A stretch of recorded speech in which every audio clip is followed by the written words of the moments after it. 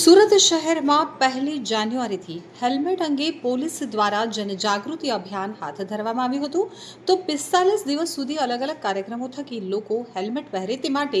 જનજાગૃતિ અભિયાન હાથ ધરાયું હતું.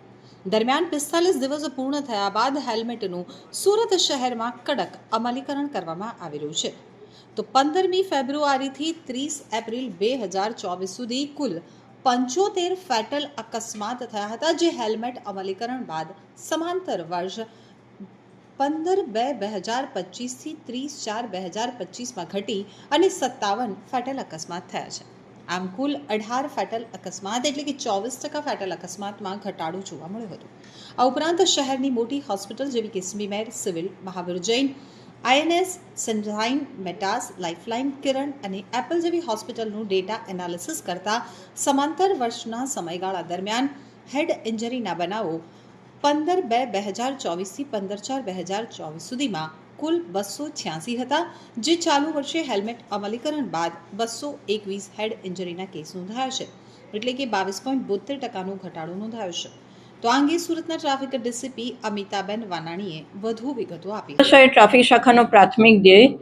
એ સુરતીઓના જીવનને સુરક્ષિત રાખવાનો અને તેમના અમૂલ્ય જીવનને બચાવવાનો છે, અને એના માટે હંમેશા સુરત શહેર પોલીસ એ પ્રયત્નશીલ હોય છે. આ પ્રયાસના ભાગરૂપે જાન્યુઆરી મહિનાથી હેલ્મેટના અમલીકરણનું સુરત શહેર ટ્રાફિક શાખા દ્વારા પ્રયત્ન કરવામાં આવેલો, અને હાલમાં આપણે સૌ રોડ ઉપર જોઈ રહ્યા છે કે સુરતીઓ લગભગ 95% જેટલા લોકો એ પોતાના અને પોતાના પરિવારની સુરક્ષાને ધ્યાનમાં રાખીને જ્યારે પણ ટુ વ્હીલર ચલાવે છે ત્યારે હેલ્મેટ પહેરે છે. હવે આ જે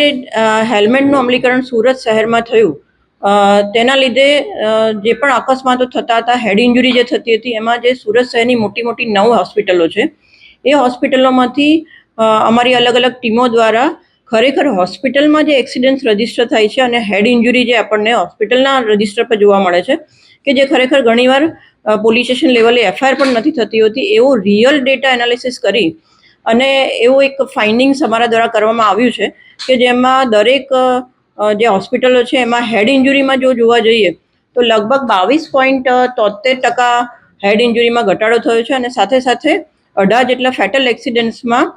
ઘટાડો થયો છે, જે ખરેખર એવું કહી શકાય કે સુરતીઓના જીવ બચાવવા માટે અમે જે પ્રયાસ કર્યો હતો એમાં ક્યાંક ને ક્યાંક અમે સફળ નીવડ્યા છીએ. પરંતુ હજી પણ વધારે હેડ ઇન્જરીમાં ઘટાડો થાય અને હજી પણ અકસ્માતો જે છે એ હેલ્મેટ ના પહેરવાના લીધે અવારનવાર સુરત શહેરમાં જે બની રહ્યા છે, એવા તબક્કે હું સુરતીઓને ચોક્કસપણે અપીલ કરીશ કે જ્યારે આટલું સારું રિઝલ્ટ એ ફક્ત હેલ્મેટ પહેરવાના લીધે આવી શકતું હોય તો પ્લીઝ આપના અને આપના પરિવારની સુરક્ષાને ધ્યાનમાં રાખીને જે 5 to 7% લોકો હેલ્મેટ નથી પહેરી રહ્યા, તે પ્લીઝ આપ હેલ્મેટ પહેરો. રાત્રે નીકળો, દિવસે નીકળ્યો કે બપોરે નીકળો, ફક્ત સુરત શહેર ટ્રાફિક શાખાથી બચવા માટે નહીં, પરંતુ તમારા પોતાના જીવની સુરક્ષા માટે અને તમારા પરિવારની સુરક્ષા માટે ચોક્કસપણે આપ હેલ્મેટ પહેરી શકો.